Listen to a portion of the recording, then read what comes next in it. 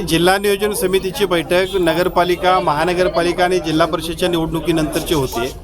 पुढच्या वर्षीच्या कामाचं नियोजन, पुढच्या वर्षीच्या सगळ्या विकास कामांसाठी आवश्यक असणाऱ्या निधीला मान्यता आणि जे काय आता राज्यस्तरीय DPC होणार आहे त्याच्यामध्ये सुद्धा जो अपेक्षित आपल्याला विकास कामांसाठी निधी वाढवून मागायचा आहे त्यासाठीचं नियोजन, अशा 3 विषयांसाठी आजची बैठक आहे. आता आपण बघितलं असेल की तिन्ही निवडणुका झाल्यात, त्यामुळे साहजिकच आता ह्या सगळ्या निवडणुका झाल्यामुळे एका बाजूला निमंत्रित सदस्य होतील, दुसऱ्या बाजूला जे काही एकूण सगळे महानगरपालिका आणि जिल्हा परिषदमधून येणार आहेत ते सगळे सुद्धा सदस्य येतील आणि प्रत्यक्ष DPTCचं काम अजून गतिमान पद्धतीनं पुढं चाललं.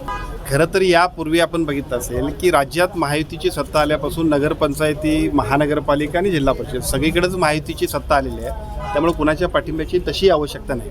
आता प्रश्न असा आहे की आम्ही सगळी मंडळी यापूर्वीसुद्धा ठरले की जिथं शक्य असेल तिथं युती, जिथं शक्य नसेल तिथं स्थानिक पातळीवरती लढाई करून सुद्धा महायुती म्हणून आपण सगळ्यांनी एकत्रित यायचं आहे. त्याच सूत्राप्रमाणे जिल्हा परिषदला सुद्धा आम्ही सगळेजण एकत्रित येऊन महायुतीची सत्ता स्थापन करू. राजेंद्र पाटील यड्रावकर साहेब आमचे आमदार हे आमचे सहयोगी सदस्य आहेत, त्यामुळे यापूर्वीपासूनच ते आपल्यासोबत आहेत. मला वाटते दावा म्हणण्याची गरज नाही, आमच्या सगळ्यांच्या समेत यड्रावकर साहेब हे यापूर्वीपासूनच आहेत.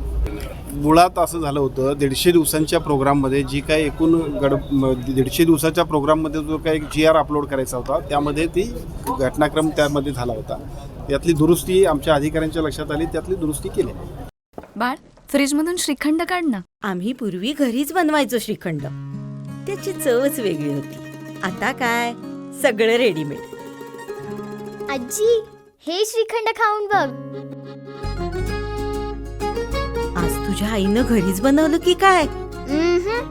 हे आहे गोकुळचं श्रीखंड. अगदी जिभेवर रेंगाळणार. जिभेवरच नाही तर मनावरही रेंगाळणार. गोकुळ श्रीखंड, मनावर रेंगाळणार.